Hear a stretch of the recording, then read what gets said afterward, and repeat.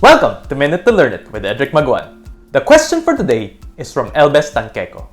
He asks, bakit ang daming other charges sa condo when presented na ang cost sa buyer? And even for the monthly DP, may other charges pa din.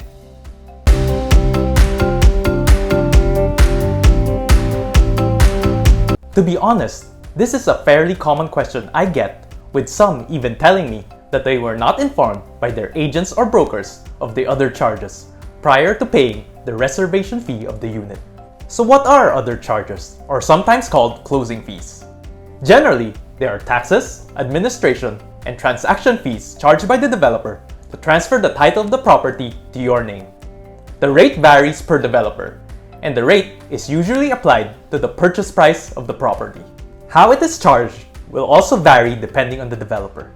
Some will include a partial payment during the pre-selling period, while some will charge this at the end of the pre-selling term.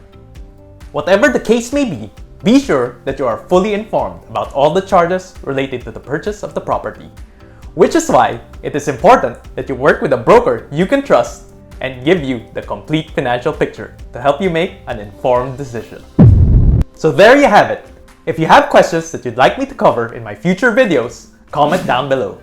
And if you want to learn where and how to invest safely and smartly, schedule a Zoom call with me via the link in the description.